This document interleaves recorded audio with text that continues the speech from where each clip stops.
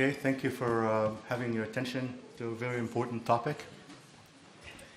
My area of work involves basically applying mathematics to solve various problems in different domains, including the social domain. And the topic of today is of a great importance to me on sexual violence.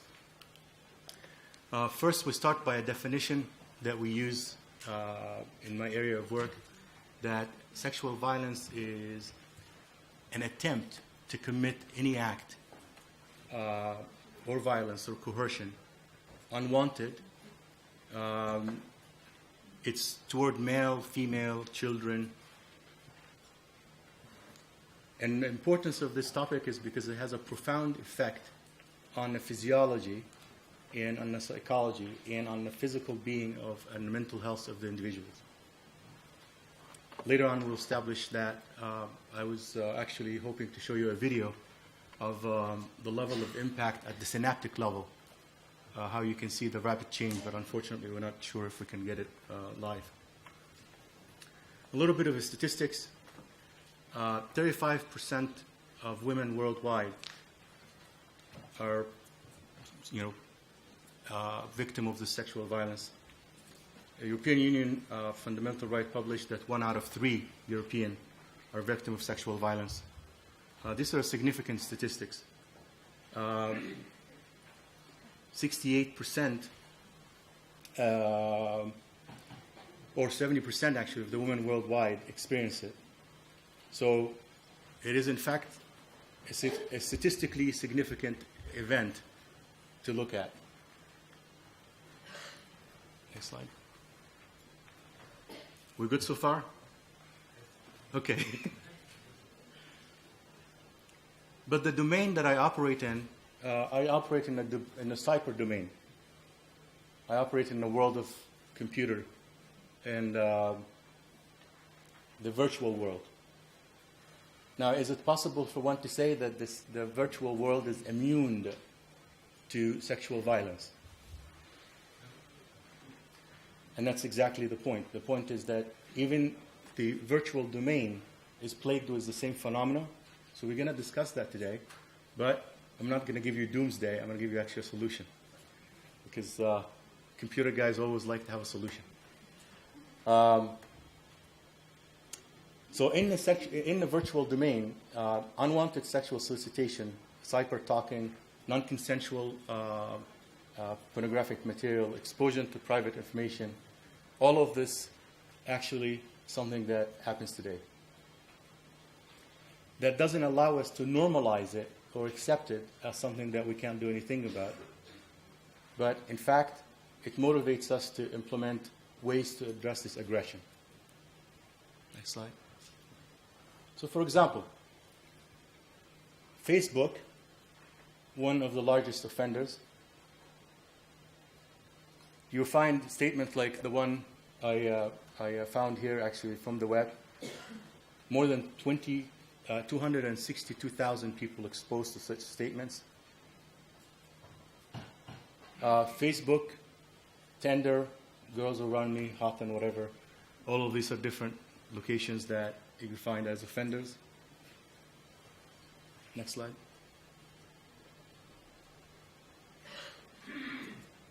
So, in the classic solution, there is some sort of applets that allow us to fight that, like Unwatch, Safety Siren, Panic Guard, MyForce, etc. These are different tools that allow us today to combat, or at least stop the aggression from coming or being propagated. Doesn't necessarily allow me to detect the violent act or allow me to identify victims. Next slide.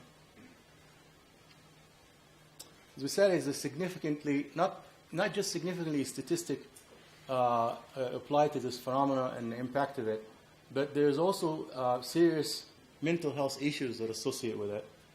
I list a few, and then I go into this gray bar, and this gray bar actually is supposed to be a video that shows you that actually the problem is not just that you're exposed to the sexual violence and you have a psychological condition that lasts for a short duration and whatnot. But the study shows that actually people that are exposed to aggression and violence goes all the way to modifying their synaptic level. Now that's a serious thing to look at. Do you want to? Yeah. Oui, pardon.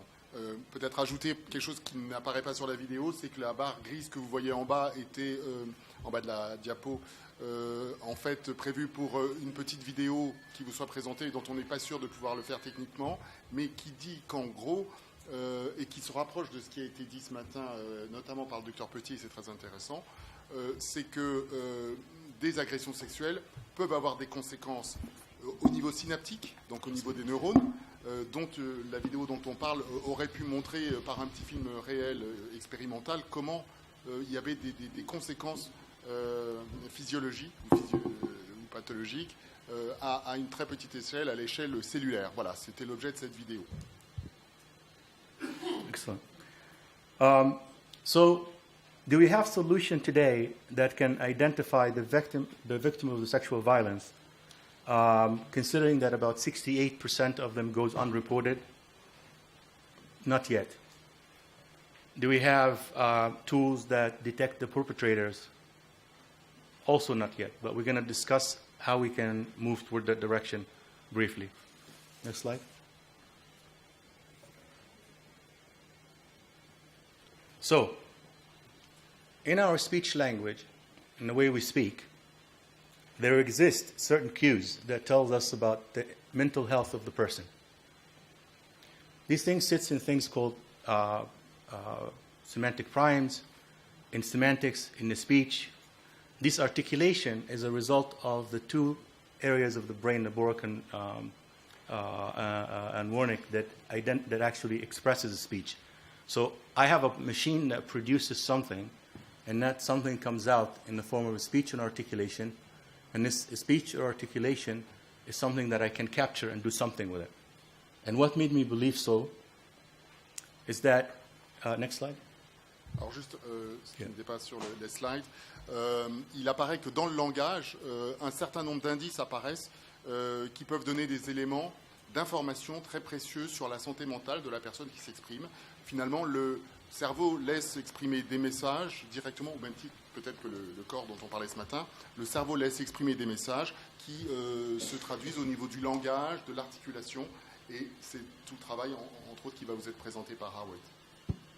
So just like our fingerprint, the fingerprint is unique to every person, the facial identification is unique to every person, hand geometry, the retina, the signature, our speech and our content of speech is unique to every individual.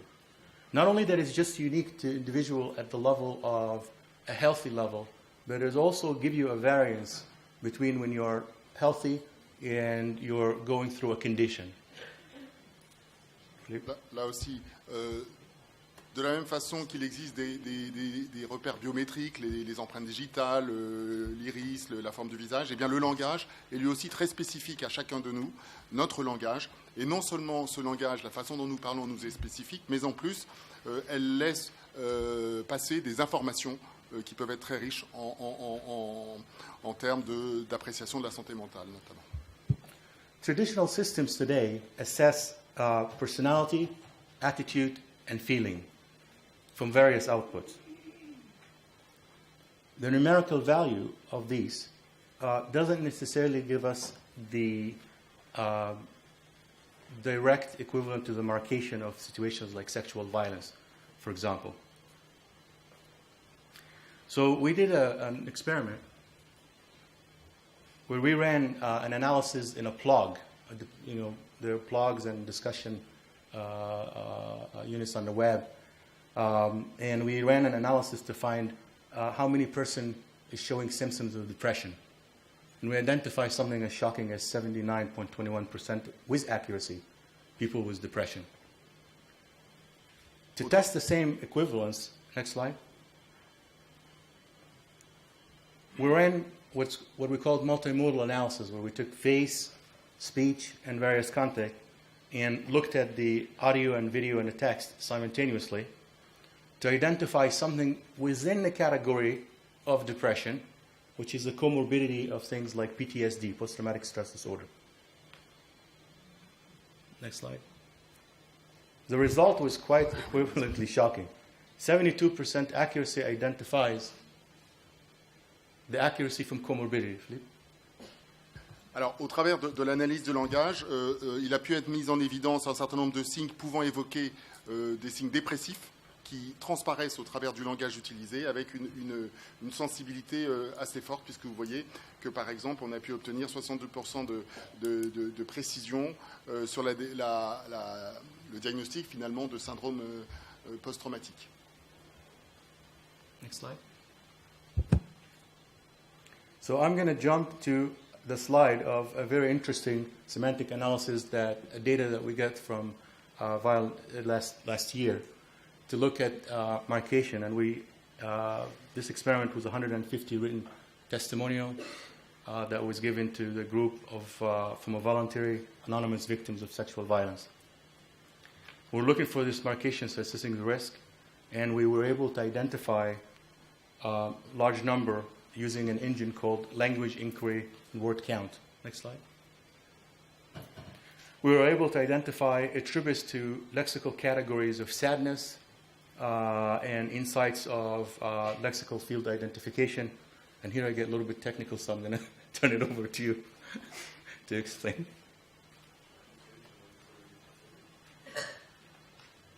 Wait.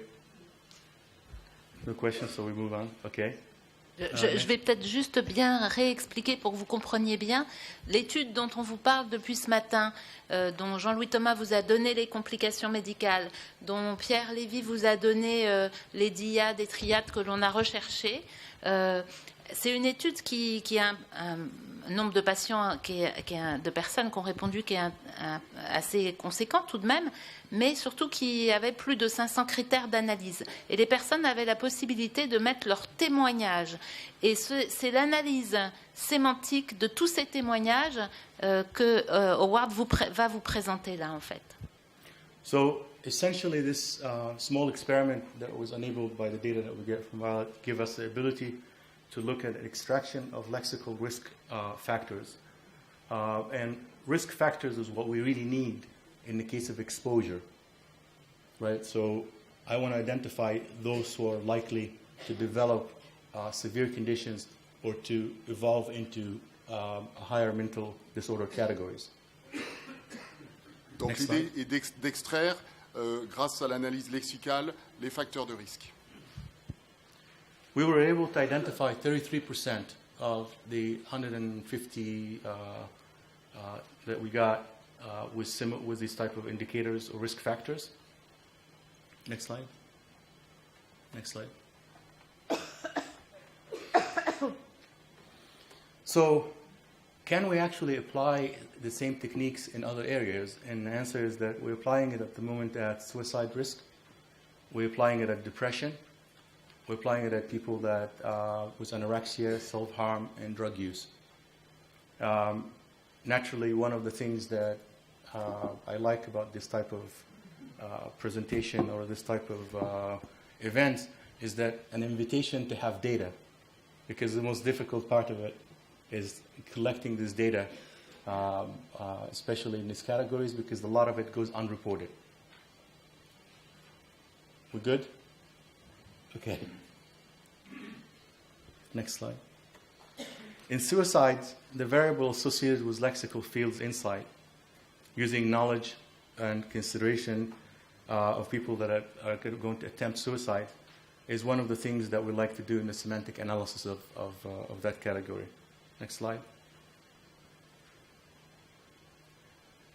In depression, we look at the motive, the emotion, the negative emotions.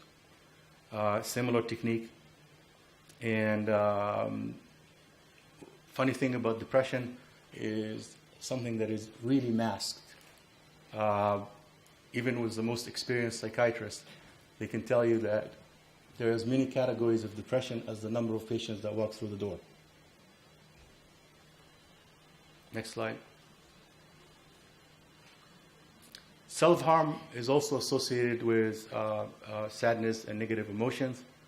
And the certainty of it is, is not as well as others, but nevertheless is actually also detectable. Next slide. Anorexia fits in the category of tactical perception, and we look at temporal lexical fields, which is things that deals with sessions or times, events that happens to the person. Next slide. Drug use, which is something that we highly like to investigate, is something that also as difficult as in detection as depression, and we would be very interested one day in actually using the same techniques on it. Next slide. The conclusion of this study is that, for example, with the testimonies that we got, there was a high association and a data availability of social networks, interviews. There was no availability, for social network interviews or the actual practitioner that took the information. So the only thing that we got that expresses the condition was the actual testimonies. So we had to operate with contact that has an absentia of a person. So we believe that there's a possibility for developing tools to detect mental disorders and to detect risks in mental disorders. That's essentially the conclusion of the study. Philip, you wanna? Yeah, we basically, based on the various examinations that we did, we believe that there exists enough set of tools to actually look at conditions of risks, individuals of risks, using these techniques. Basé sur l'expérience qui a été donc celle de l'étude, il apparaît qu'ils ont la certitude, ils sont persuadés d'avoir suffisamment d'éléments pour avoir des signes qui soient suffisamment fiables pour faire cette analyse de risque. Oui, à partir du langage lexical, et avec une analyse automatisée.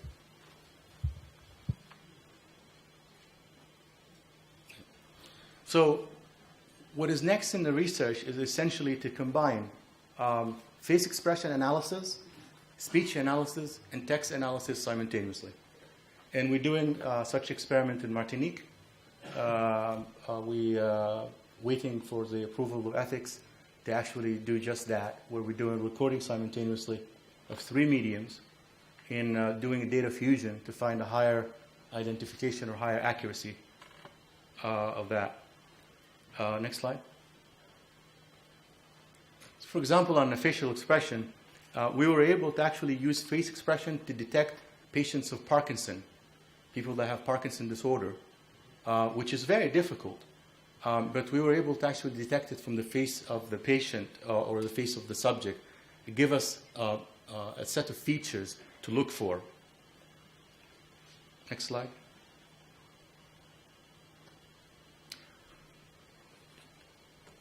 Speech analysis, we have vocal feature extractions that is available today from a software like OpenHair, and we're migrating that into the post-traumatic stress space. Next slide. And next slide. So this is a high-level system architecture. It tells you from a data source, we're able to use written. On the green tab, we're able to use written text. We're able to use gaming engine. How many kids that you know doesn't play games? Okay, gaming engines. Interviews of video, interviews of audio, and we're working also on additional inputs to do that and process this data, because basically every bit of data is absolutely useful for this purpose. Next slide. Juste un mot, donc cette slide qui vous montre l'architecture de la démarche montre qu'on se base sur des données multiples, multimodales, on disait tout à l'heure, venant des patients, qui sont basées sur les textes écrits par les sujets, des logiciels de jeu, des interviews vidéo, des interviews audio ou d'autres sortes de données qui sont analysées ensuite, extraites ces données et analysées ensuite pour arriver justement à catégoriser les risques. In conclusion, sexual violence speech can give us great insights into the risks of developing a mental disorder.